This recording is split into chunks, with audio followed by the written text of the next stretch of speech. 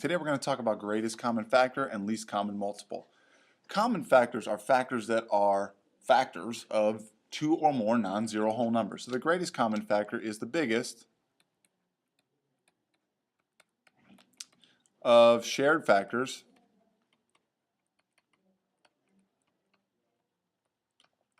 of two or more numbers. And it's really easy to see it once we lay it out. And so what we're going to do first is we're going to do this the old-fashioned way. So if we're going to find the greatest common factor, we need to know the factors. So what I'm going to do is, kind of like we did, we're going to list the factors of 36.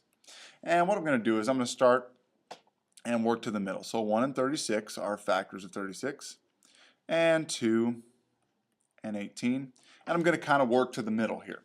I know that 3 is a factor. And I also know that 4 is a factor. And my final factor is 6. Okay, so I've listed all the factors of 36.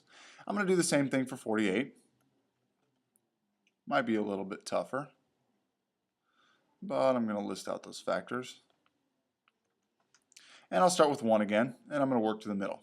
1 and 48, 2 and 24. And once again, if you need to make a factor tree to do this, that is more than okay. That is quite fine. Okay, so let's see. Where was I? 3, 16, 4, and 12. 5 doesn't go in. 6 goes in. And 6 times 8 is 48. So those are all the factors of 36 and 48. And so if I'm looking to find the biggest common factor, I'm just going to look down the line and see which one is the biggest one that's shared. Well, I see 12 here and 12 here, and there's nothing bigger. So 12 is going to be the greatest common factor, and we're going to abbreviate that GCF is 12. I'd like for you to try that one on B. That's one way to do it. Another way to do it would be to use prime factorization. And so what I'm going to do is I'm going to find the prime factorization of each of these numbers. If you remember from yesterday, I'm going to make factor trees. So let's do the factor tree for 14. It'll be 2 and 7. And so the prime factorization is going to be 2 times 7 because we know that both of those are prime numbers. We'll do the same thing for 70. And when I don't know, I just divide by 2. And so I've got 35. And 35 will be 5 times 7. And both of those are primes. So my prime factorization here is going to be 2 times 5 times 7. So I've got my two prime factorizations laid out. So how do I use those to find the greatest common factor? The greatest common factor is the product of all of the shared primes. And so the shared ones are going to look like this. Let me use green. 2 is shared, as is 7. Okay? And so the greatest common factor is going to be the product of the shared primes. So I know that my greatest common factor of those two things is 14. Okay, that's all there is to it. So the greatest common factor using prime factorization is the product of the shared primes.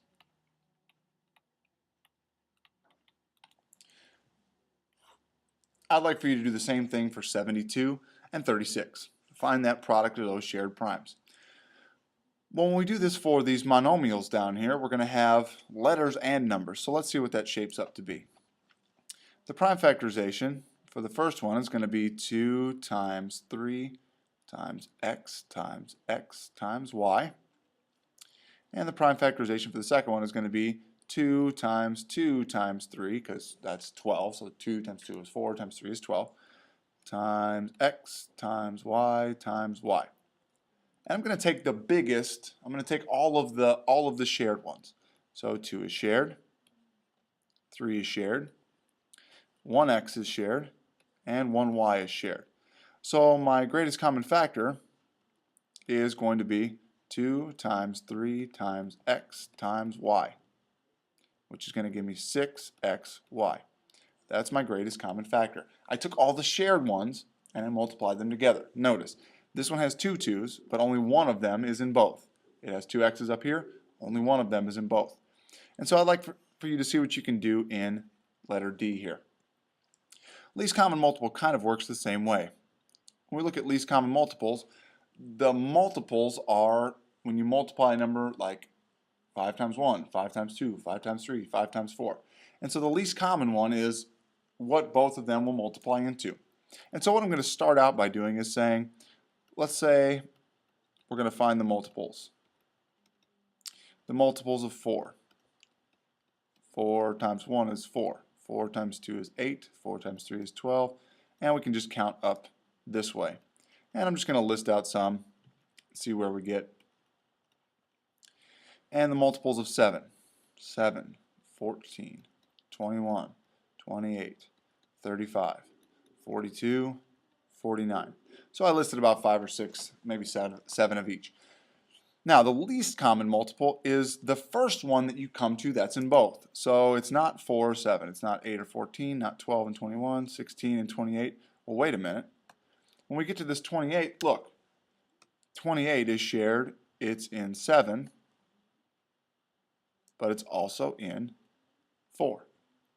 So the least common multiple is the one that's shared by both that I get to first. There may be other ones down the line, but the one that I get to first is the least common multiple. So 28 is going to be the least common multiple of those two numbers. That's one way to do it. I'd like for you to try for 12 and 28. So list out the multiples of each. You may need to keep going a little bit, but list out the multiples of each and see what you get to. There's an easier way to do it, and it's using prime factorization. So once again, I'm going to write the prime factorization of 4 and 7. So the prime factorization of 4 is going to be 2 squared, and the prime factorization of 7 is going to be 7 squared. Just 7. And so how do I find the least common multiple? The least common multiple I found of these was 28. And the least common multiple is going to be the biggest value of all of the primes multiplied together. What does that look like? Well, 2 squared is the biggest power of the primes for 2. 7 to the first is the biggest power of the 7s. So it doesn't have to be shared in this case. And so the least common multiple is 2 squared times 7,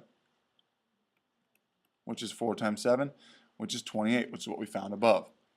I think we need to see this again. Let me write out the rule. The least common multiple is the biggest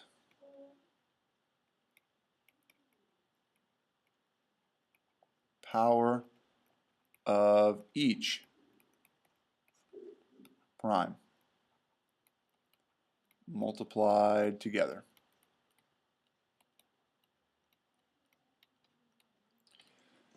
It does not have to be shared.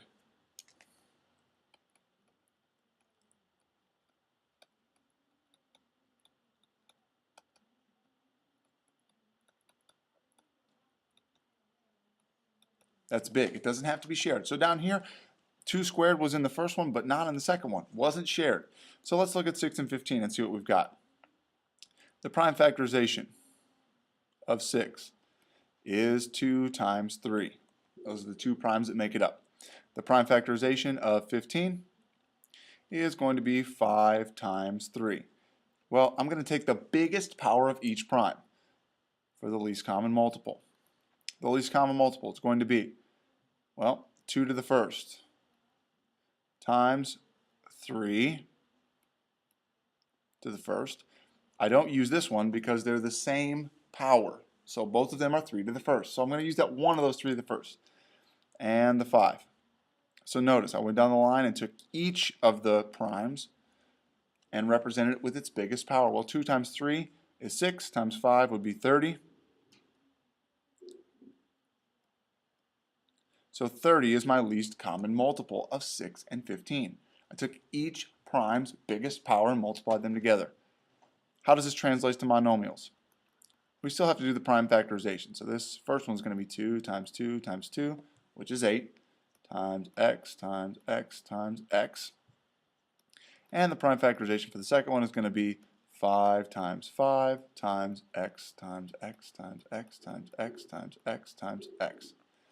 Take the biggest power of each one. Well, the biggest power of 2 2 to the third. So the least common multiple, 2 to the third, times. Well, the biggest power of 5 is 5 squared.